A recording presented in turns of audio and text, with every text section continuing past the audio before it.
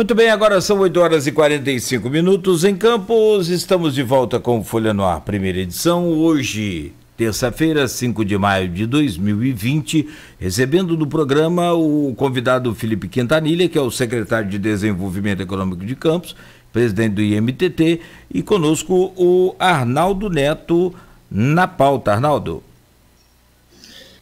A gente já abordou bastante, Felipe, sobre essa questão do comércio, falamos sobre o funcionamento do CCC, das barreiras sanitárias e do que a gente planejava para a nossa pauta de hoje.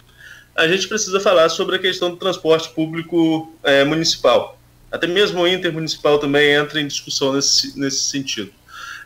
Eu lembro do começo da pandemia, assim, no Rio de Janeiro, acompanho ainda o Bom Dia Rio da TV Globo, né, com o Fachel ali, e as imagens daquelas filas gigantescas, metrô, pessoal todo aglomerado, gente com máscara, gente sem máscara, enfim, a imagem que assustava muita gente.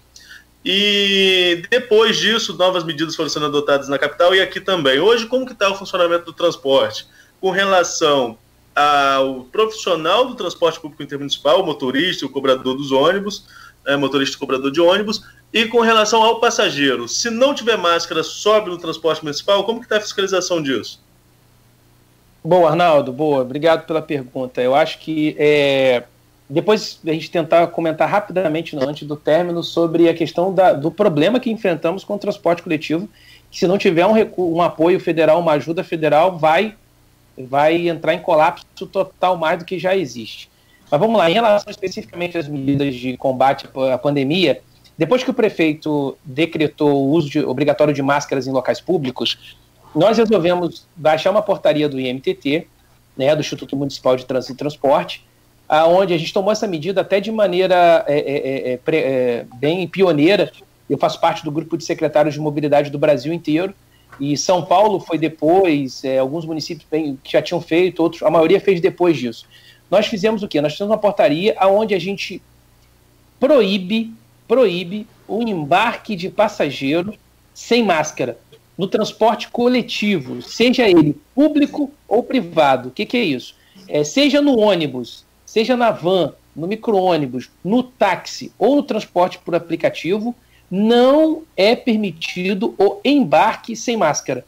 Então, se a empresa de ônibus, se o motorista deixar dar embarque de passageiros sem máscara, a empresa de ônibus vai ser multada por isso. Se o permissionário de van, ou o motorista do permissionário de van ou de micro-ônibus der embarque a um passageiro sem máscara, ele vai ser multado, assim como o taxista, se ele der um embarque a um passageiro no seu táxi, ou um motorista de aplicativo, se ele der embarque, eles serão multados de acordo com a portaria 18 do MTT, além da possibilidade de outras punições, como eventualmente suspensão da ordem de serviço, instauração de processo para cassação. Por quê?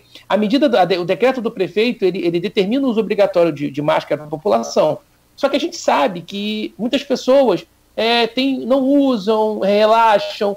Aí a gente vê alguns municípios, nosso decreto não prevê isso, mas alguns municípios tomando medidas até mais agressivas com a população. A gente não tem nenhum interesse de fazer isso, nem pretende fazer. Nosso secretário de Segurança vem trabalhando de maneira muito prudente e delicada com o aspecto disso em relação à população. Mas em relação ao transporte coletivo, que aí a gente pensar, Arnaldo, você que conhece bem, assim como eu, a gente passou grande parte da nossa vida transitando num transporte coletivo intermunicipal entre Campos e São João da Barra, operado inicialmente pela Campus Tour, atualmente pela 1001 e pela Brasil. E a gente sabe que grande parte da população, hoje em Campos nós temos cerca de 280, 300 mil usuários de transporte coletivo, dos 500 mil da população, e certamente, além desses quase 300 mil de usuários de transporte coletivo, os outros 200 mil campistas certamente utilizam táxi ou transporte por aplicativo em algum momento. Então, quando a gente toma uma medida dessa pela MTT, a gente está forçando a utilização de máscara por parte da população que usa de alguma forma o transporte. Então, é uma medida acessória para obrigar o uso de máscara para a população. Mas e a fiscalização quanto a isso, Felipe? Tem sido uma fiscalização efetiva? Vocês têm algum tipo de resistência? Já teve algum tipo de resistência quanto à aplicação disso? Como que está o aspecto da fiscalização em relação ao cumprimento do decreto? Isso, importante. Acabei não te respondendo isso. Nós temos fiscalização permanente em todos os terminais. tanto o terminal da 15 de novembro, que é sem dúvida nenhuma o mais utilizado, que tem o maior fluxo de passageiros. Nós temos fiscalização nos terminais de integração com o sistema alimentador, principalmente os dois primordiais, que fazem mais de 80% dos passageiros, que é o Ceasa e mais de 90%, na verdade, Ceasa e também ali na saída, no trevo das praias, né, o terminal A, ali no final, no Vila Nossa Senhora do Carmo, cruzamento com a 28 de março, Presidente Kennedy, e também nas rodoviárias, tanto do centro quanto do Shopping Estrada. Além disso, nós temos as equipes volantes. Então, os nossos fiscais foram orientados e estão trabalhando toda a assessoria nesse sentido, de fiscalizar o embarque. Então, é óbvio que isso é muito de conscientização. Então, nós, nos principais pontos de embarque, nós estamos fiscalizando. A cidade tem 4.000 quilômetros, não tem como estar em todos os embarques, mas aí, à medida que nós enxergarmos um transporte coletivo, seja ele ônibus, van, micro-ônibus ou táxi, que as pessoas no interior não estejam de máscaras, a gente vai abordar e chamar atenção para a orientação. Nós não vamos multar se a gente não flagrar um embarque, por óbvio, a não ser que tenha alguma certeza. Por exemplo, a gente abordou e o indivíduo se autodeclara como embarque sem máscara, enfim. Mas a gente sabe também que o motorista não tem como o motorista de um ônibus ou de uma van, na medida que ele deu um embarque no sujeito de máscara, ao longo da vida ele está preocupado com o trânsito, ele não vai ficar olhando o tempo todo no retrovisor para saber se a pessoa está de máscara. Então, para tranquilizar esses profissionais de que durante o percurso, se a gente encontrar, nós não vamos multar ninguém, até saiu um fake news, que é bom que mais uma vez a gente esclareça, porque eu ainda ouvi, ontem de novo eu recebi esse fake, de que a Guarda Civil Municipal estaria multando com base em algum artigo as pessoas que do interior do veículo não estivessem usando máscara. Não existe isso. E a Polícia Militar também, Felipe, desculpa interromper. Isso é fake news total, não existe essa possibilidade, não existe essa tipificação, e nem o MTT vai fazer isso com base na portaria 18. A portaria deixa claro o embarque. Se a gente flagrar situações como essa, a gente vai parar, orientar, eventualmente até descer passageiro, obstruir a viagem, se for necessário, em caso de reincidência, mas a multa ela não vai ser feita pelo olhômetro à distância, porque a gente olhou gente dentro do interior sem máscara. Isso não vai acontecer. Felipe, com relação à questão de aglomeração, né? Porque tá certo que muitas atividades estão paradas, muita gente trabalhando em home office, mas é um ônibus, normalmente você imagina que muita gente utiliza o transporte. Se a gente pegar em tempos antes da pandemia, imaginar um ônibus da linha 7, por exemplo, 5, 6 horas da tarde, era aquilo absurdo, aquela lotação absurda, né? Quase a gente saindo pela janela. Mas como que tá? Pode transportar passageiro em pé? Não pode? Como que tá essa situação dos ônibus? Então, isso é a parte mais difícil, Arnaldo, sem sombra de dúvida. Você tocou num ponto que é crucial. Se não fossem as medidas de isolamento e as escolas, por exemplo, estarem fechadas, seria praticamente impossível conter, porque a gente sabe que no horário de pico, e eu já atuo na área de mobilidade, estudo mobilidade há alguns anos, e eu já tive a oportunidade de fazer experiências nesse sentido. O transporte coletivo tem uma relação de ir naquele horário. Arnaldo sabe bem disso, que as pessoas têm uma tendência a querer concentrar naquele horário que ela está de costume. Ainda que você tenha um veículo alguns minutos antes ou minutos depois. A gente tem uma questão quase que psicológica no transporte de ir junto. Então, no horário de pico, aqui em Nova York ou em Tóquio, a lotação é gigantesca. É só você olhar as filas do metrô. Eu estou falando em Nova York, em Tóquio, que são cidades de primeiro mundo, nós estamos falando de capitais globais de primeiro mundo, mas esse se repete em São Paulo, Rio, Campos, em todas as cidades. Mas quando você tem isolamento, isso diminui bastante. O que a gente fez enquanto instituto? A gente limitou a 50% da capacidade do transporte coletivo por ônibus. Então, basicamente, não é que a gente está coibindo que os ônibus, primordialmente, rodem com passageiros em pé, ou, nos casos em que ele rodar a pé, que a capacidade permita que ele faça isso. Então, inevitavelmente, é uma linha muito tênue entre a possibilidade de ultrapassar esse limite. É uma medida que busca diminuir o número de pessoas nos ônibus. Ontem mesmo, na barreira fiscal da BR-101, nós paramos um ônibus e uma van por excesso, descemos os passageiros, fizemos a vinda de outro veículo, porque estava com excesso de passageiros. Mas isso é uma luta diária. Todos os dias a gente recebe denúncia. Agora mesmo eu recebi uma denúncia, um abraço para um amigo que está ali também, atuando sempre com a gente, o Edinho, me mandou uma denúncia de um transporte com lotação. Então, todos os dias, nós temos aí, e vai mais uma vez, um abraço para a minha equipe, especialmente a Juniele, que comanda o Fale com a Gente, do Mob Campus, e toda a equipe de assessoria técnica, tanto os fiscais, quanto todos os assessores técnicos que atuam diariamente, e nós estamos respondendo Fale com a Gente, que é o canal de denúncia, aí eu falo mais uma vez ele aqui, é um canal de WhatsApp, o 98152 1116, 98152 1116. O Fale com a Gente está respondendo em tempo real aos problemas da população no que tange ao transporte. Nós temos quase 100 mil downloads já do aplicativo, e ele funciona como uma ferramenta para denúncia de qualquer tipo de transporte. Nesse período da pandemia, nós estamos aceitando ele até para denúncia de táxi e transporte por aplicativo, além de vans e ônibus. Então a equipe está respondendo em tempo real às denúncias que acontecem. Mas é uma luta diária, é uma luta de conscientização. Se você se deparar com um transporte lotado, não entre. Se for van, tem van em seguida, minutos depois. Se for ônibus também, caso seja inevitável, entre e denuncie imediatamente. Se você tiver que ir ao seu compromisso, não tiver como deixar de ir, denuncie de dentro do veículo mesmo. Do próprio aplicativo você tem um canal, ou manda um zap direto para esse número 981521116. Então, assim, mais uma vez, um abraço para toda a minha equipe de projetos, de assessoria técnica, de operações viárias, que está atuando, porque o MTT e a Secretaria de Desenvolvimento Econômico estão atuando direto, ainda que não atendendo ao público. Beleza. Nogueira, você tem uma pergunta sobre táxi, alguma coisa assim, sim, né? Sim, tem uma reivindicação aqui de um taxista que eu acredito ser a de todos, e devido à crise, naturalmente também, acho que não tem setor que não tenha sido afetado aí, não sei, assim, falando rapidamente. Tem, alguns foram até meio que beneficiados, né? Por exemplo, os profissionais que trabalham com delivery, né? Os motoboys, por exemplo, nunca trabalharam tanto, graças a Deus por isso. Mas, na maioria, todos os setores foram afetados. E os taxistas, meu caro secretário Quintanilha, estão pedindo aqui, até no particular, para que você olhe com carinho aí o pedido de isenção durante esse período aí, esse ano, eu acho, a taxa de vistoria dos táxis. É possível? Se é possível, você vai fazer? Tem como prometer isso? Tem como fazer isso? Cláudio, é uma escolha de Sofia decidir sobre qualquer tipo de isenção.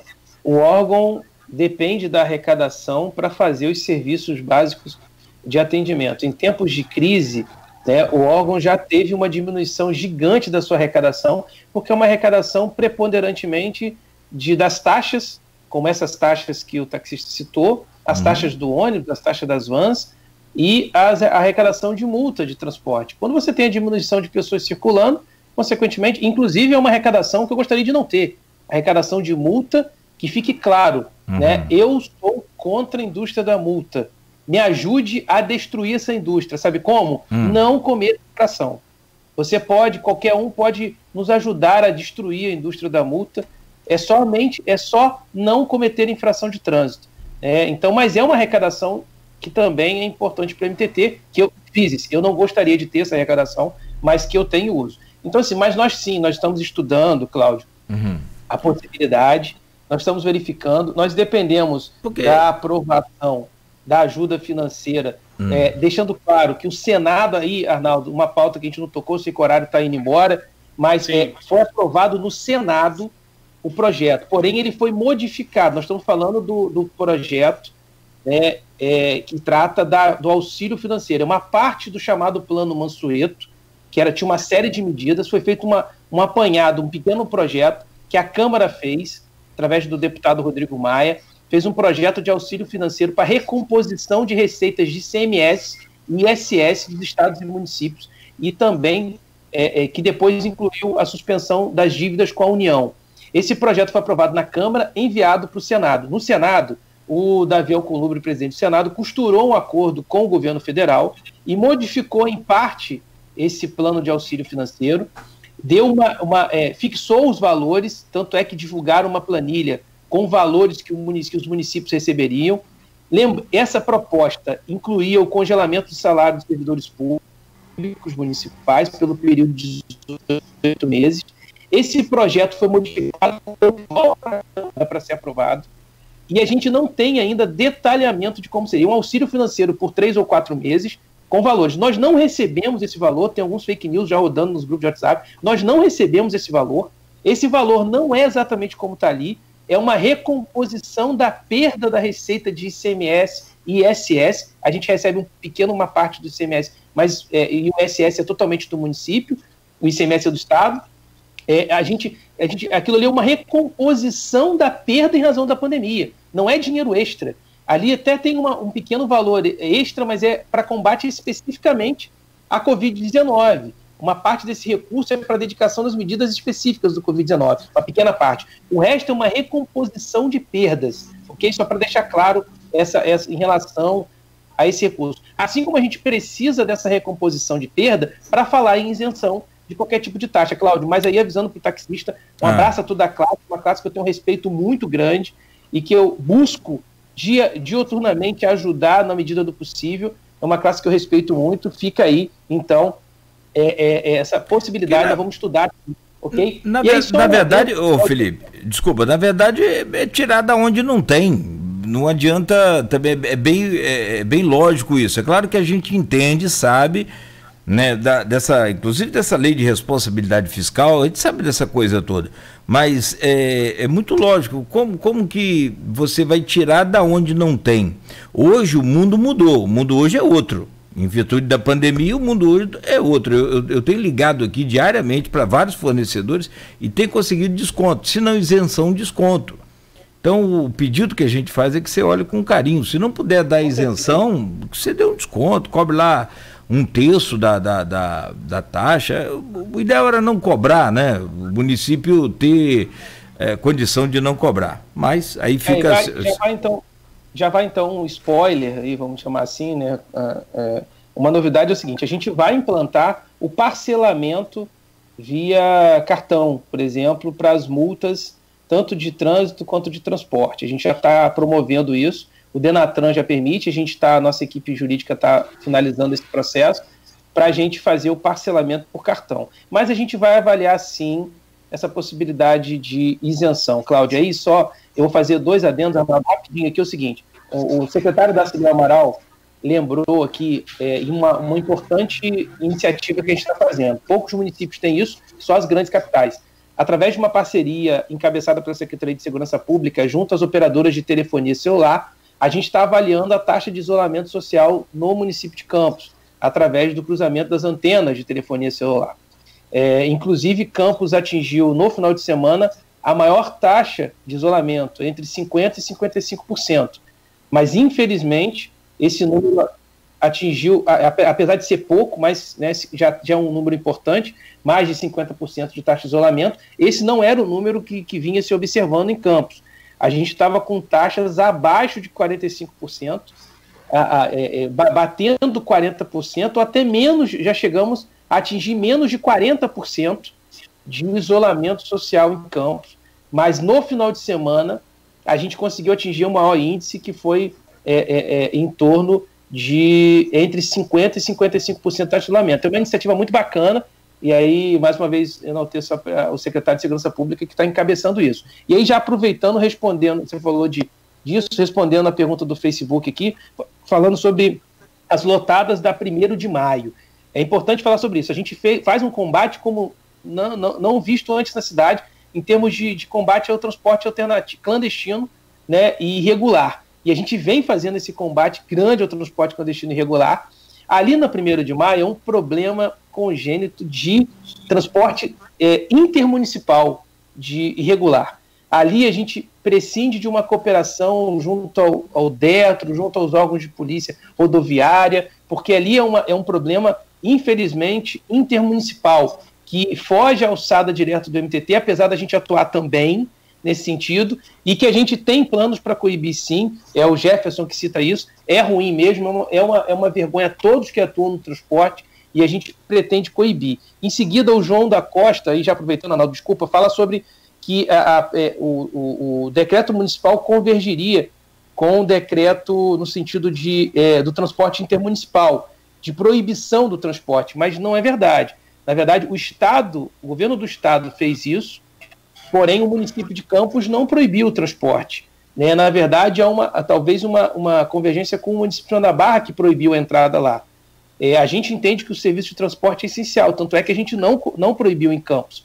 Né? A gente vem recebendo os passageiros, mas, de fato, há no Estado uma orientação nesse sentido, e a nível municipal, o Arnaldo pode me ajudar aí. Eu acho que São da Barra também está com uma proibição, não sei como é que está hoje o transporte intermunicipal de lá, que sai de lá, né?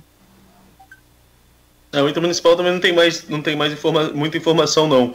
Mas, pelo que eu sei, a proibição do intermunicipal foi só no período do feriado de Páscoa, né? Acho que até mesmo para tentar diminuir aí a questão do movimento mesmo no feriado da Sexta-feira da Paixão. Depois foi entre 8 e 12 de abril a proibição do intermunicipal. Felipe, a gente teria muito assunto ainda para tratar sobre esses temas, mas só para a gente, sempre de praxe, a gente trazer a pergunta dos ouvintes pelo grupo, e você viu lá que teve uma pergunta até de um companheiro de trabalho seu, o Fernando Loureiro, mas eu vou trazê-lo aqui para a gente encerrar com ela. A gente passou muito rapidamente com relação à questão econômica, muito rápido não, a gente falou bastante sobre comércio, mas quanto aos impactos de modo geral na economia do município, por exemplo, a queda de royalties, que é absurda, a projeção é muito ruim, você falou em ISS, ICMS, outros impostos também, porque muita gente não vai pagar IPVA, que vem a parcela para o município, enfim. A perspectiva econômica não é muito boa não para o futuro, não. Depois de regularizar essa pandemia, nós vamos ter um enfrentamento muito forte para tentar colocar a economia nos trilhos, que já não vinha, né? Se a gente for lembrar o PIBinho aí do último ano, que havia uma projeção muito maior. Exatamente. Mas, enfim, ontem na entrevista, a pergunta do Fernando Loureiro, ontem na entrevista do senhor José Maria Rangel, ficou muito evidenciada a importância do debate e participação popular nos assuntos públicos, com destaque para programas como orçamento participativo. Você poderia nos falar mais sobre as conquistas de Campos nos últimos anos, tendo como pano de fundo a transparência e o controle social, visto que seu primeiro cargo na secretaria, no governo, foi junto à Secretaria de Transparência e Controle? Essa pergunta é crucial. Um abraço para Fernando Loureiro, Fernando Antônio Loureiro. Ele foi uma das pessoas responsáveis por isso. Ele foi subsecretário de Transparência. Quando nós assumimos a gestão em 2017, especificamente eu assumi a Secretaria de Controle, era controle interno, não me lembro o nome da secretaria, um nome gigante, a gente transformou em Secretaria da Transparência e Controle, justamente para dar um enfoque que era o nosso mote de transparência. E isso se coadunou com a reformulação do sistema, de todo o portal da transparência, a implantação do SIC, do ESIC, efetivamente, que é o Sistema de Informação, Serviço de Informação ao Cidadão, no seu meio físico e no seu meio eletrônico, através do ESIC, né? E isso resultou em prêmio do Tribunal de Contas, especificamente para a relação da transparência. Além disso, o orçamento participativo, e aí eu acho importante, o José Maria falou sobre isso, mas eu acho que a participação popular é crucial. Mais do que fazer orçamento participativo, pegando um pedacinho pequenininho do orçamento para a população dizer para onde vai, quando tem possibilidade de investimento, a gente tentou modificar essa estrutura de orçamento participativo para fazer com que a população pudesse participar, talvez, da priorização, até mesmo da entrega, do custeio, né, dentro das possibilidades, muito mais do que decidir uma pequena parte do orçamento. Seria no sentido de destacar as prioridades de cada localidade.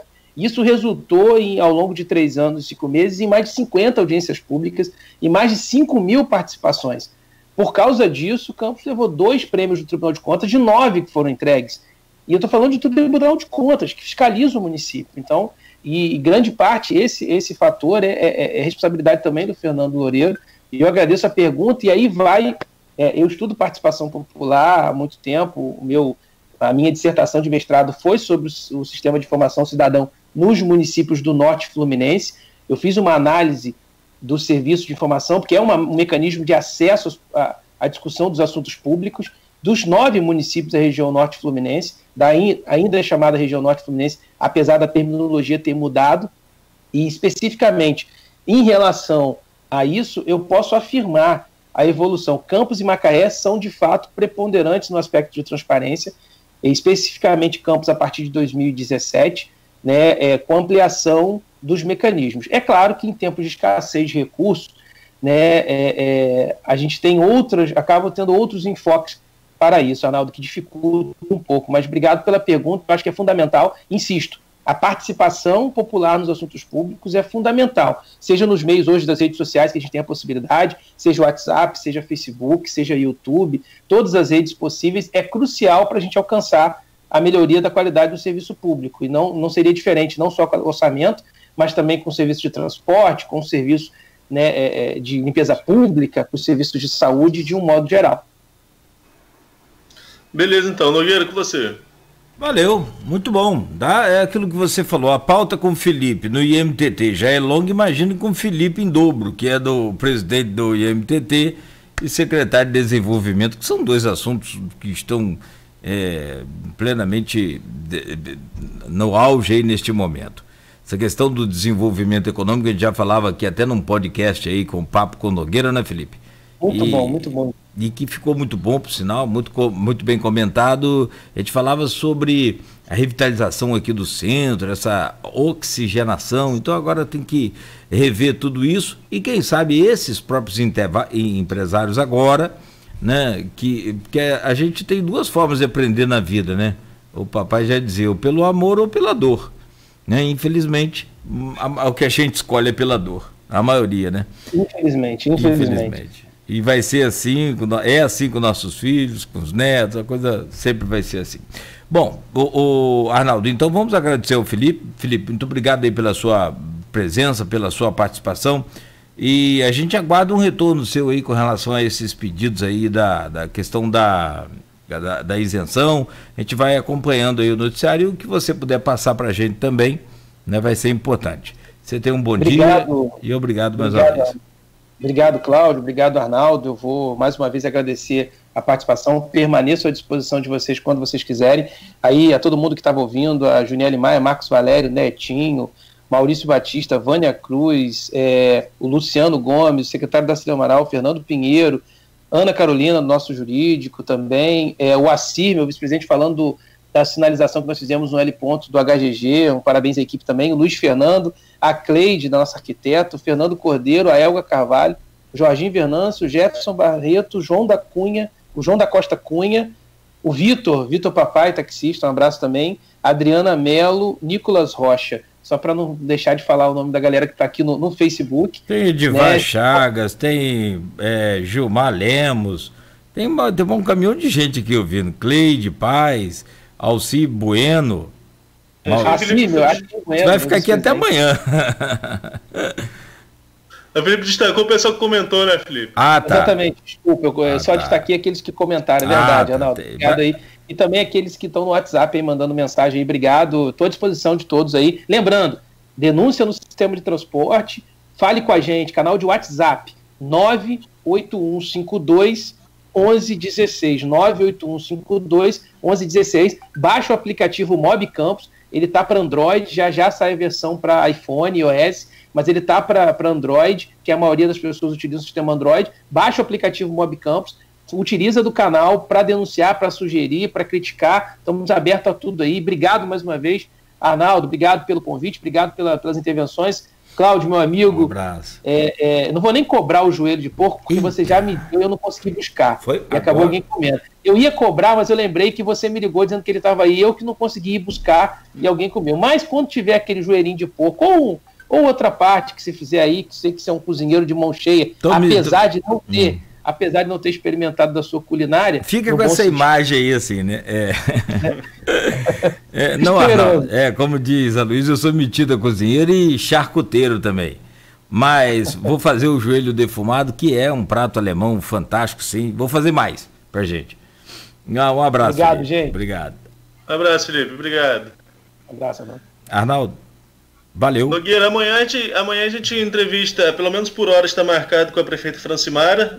Eu falo por hora porque em outras oportunidades já tivemos que desmarcar em cima do programa, mas está agendado com ela. Daqui a pouco a gente passa o contato até para você fazer aquela préviazinha aí que a gente sempre faz para tentar não ter problemas com imagem e som como a gente está tendo hoje, porque a gente depende do serviço de internet, né?